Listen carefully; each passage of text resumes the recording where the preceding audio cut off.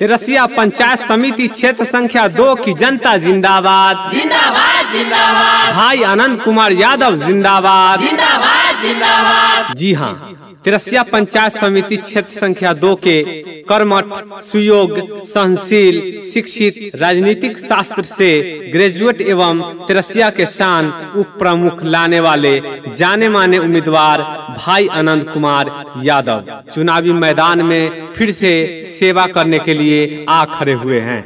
तो एक बार फिर इनके हाथों को करते हैं मजबूत और तिरसिया पंचायत समिति क्षेत्र संख्या 2 से पंचायत समिति के पद पर बैठाते हैं भाई आनंद कुमार यादव को। भाई आनंद कुमार यादव के द्वारा 5 सालों में किया गया काम का कुछ विवरण इस प्रकार है। 5 सालों में 5 साल ऑफिस खुला रहा और जो भी जनता आए उन्हें सम्मान के साथ काम किया गया। राघोपुर के 26 पंचायत समिति में से उप प्रमुख सीट आनंद कुमार यादव ने तिरसिया में लाने का काम किया। पंचायत समिति क्षेत्र संख्या 2 के सभी वार्ड संख्या 8 से 14 वार्ड तक विकासों का बौछार हुआ है। सड़क पीसीसी, गड्ढा भराई, प्रधानमंत्री आवास योजना, चापाकल के निकट सोख्ता का निर्माण, बाढ़ में नावों का परिचालन, कोरोना महामारी में वैष्णो माता से आने वाले महान जनता को सम्मान के साथ उनके साथ रहकर सेवा सत्कार किया एवं पंचायत में निःशुल्क मास्क का वितरण करवाया। इसके अलावे निःशुल्क वृद्धजन पेंशन, विधवा पेंशन, विकलांग पेंशन, विकलांगों के लिए गाड़ी, विधवा के लिए पारिवारिक लाभ, जरूरतमंद को ठंड के मौसम में चादर, कंबल आदि सामानों से सम्मानित करना। आनंद कुमार यादव जनता का सेवा करना ही अपना परम धर्म समझते हैं। कहते हैं विकास का वादा उम्मीद से ज्यादा कर दिखाने का इरादा है इनका। विकास की हो तेज रफ्तार तो फिर एक बार आनंद कुमार। जी हाँ, पानी से जो नहाएगा वो सिर्फ अपना लिबास बदल सकता है, लेकिन जो पसीने से नहाएगा वो पूरा गरीबों का इतिहास बदल सकता है। तो वही गरीबों का सेवक है भाई आनंद कुमार यादव। काम किया है काम करेंगे, झूठा वादा नहीं करेंगे। जी हाँ, तो आइए फिर से आनंद कुमार यादव को तिरसिया पंचायत समिति क्षेत्र संख्या 2 से पंचायत समिति सदस्य पद पर बैठाते हैं। भाई आनंद कुमार को अगर आप फिर से पंचायत समिति सदस्य पर बैठाएंगे तो उनके द्वारा किए गए 5 वादा इस प्रकार है। तिरसिया एवं सरायपुर को बिद्दुपुर प्रखंड में जुड़वाने का काम करेंगे, क्योंकि राघोपुर नाव से जाने में बहुत ही समस्या का सामना करना पड़ता है। तिरसिया में हो रहे कटाव को रोकने हेतु पूर्व से ही पंचायत समिति की बैठक को प्रोसीडिंग में अंकित कराकर जिला एवं पटना तक पहुंचाने का काम किया हूं। तिरसिया पंचायत में निःशुल्क एम्बुलेंस सेवा आनंद कुमार यादव उप प्रमुख द्वारा दिया जाएगा। निःशुल्क पानी टैंकर जो हर शादी विवाह एवं पार्टी फंक्शन में उपलब्ध होगा। इंदिरा आवास में चल रहे धांधली को खत्म करवाने का काम करेंगे, क्योंकि ये सभी जनता पर ही पड़ता है। जनता के हर दुख दर्द में साथ रहकर कदम से कदम मिलाकर चलने का काम किया है और करूंगा। जी हाँ, एक बार फिर भाई आनंद कुमार को तिरसिया पंचायत समिति क्षेत्र संख्या 2 से पंचायत समिति सदस्य पद पर बिठाते हैं भाई आनंद कुमार को।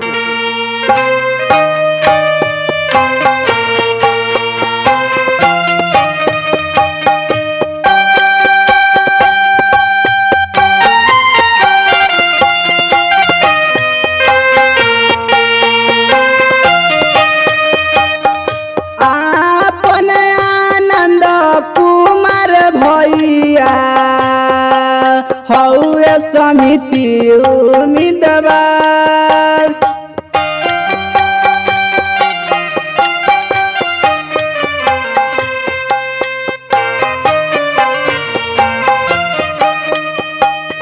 आपन आनंद कुमार भैया हौवे समिति उम्मीदवार।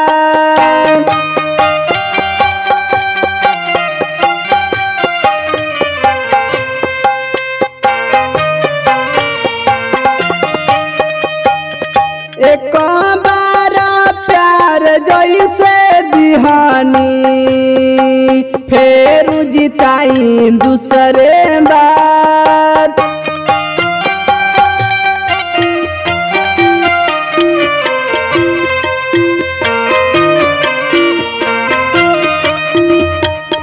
एक बार प्यार जैसे दिहानी फेर जिताई दूसरे बार।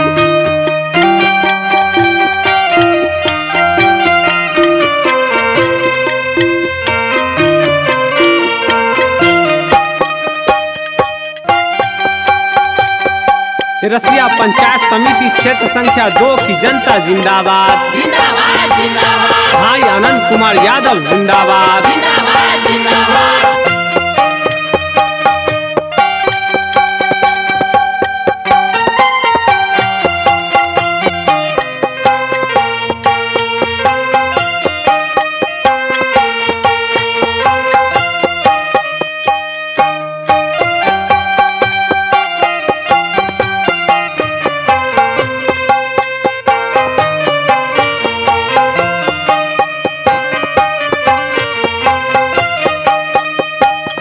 गरीब मजदूरावा के कंबल बाटवानी।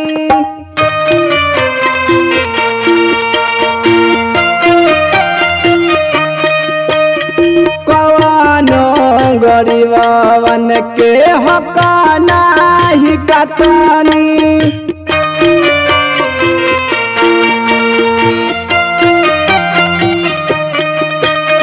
चाचा चाची बात ना भूलई है फेर जीतई है अब की बार।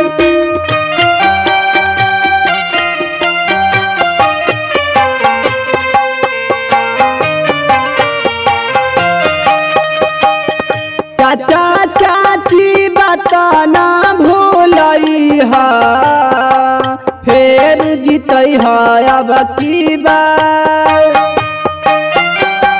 तिरसिया पंचायत समिति क्षेत्र संख्या 2 की जनता जिंदाबाद। जिंदाबाद जिंदाबाद भाई आनंद कुमार यादव जिंदाबाद। जिंदाबाद जिंदाबाद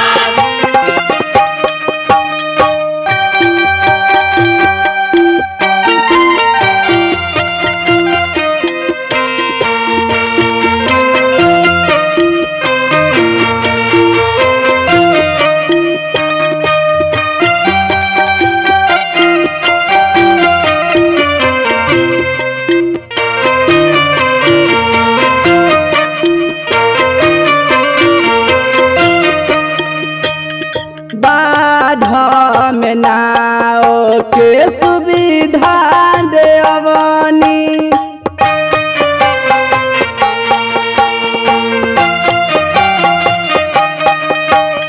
जमीन कटाव वाला में टर उठवनी।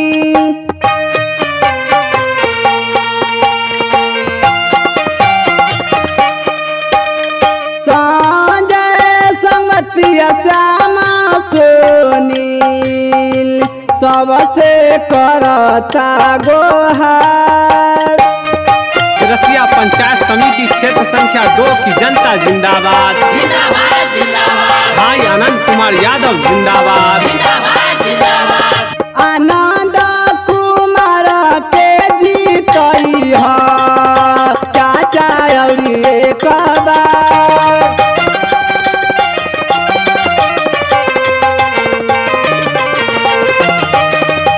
आनंद कुमार के जीतई है चाचा अउरी एक बार।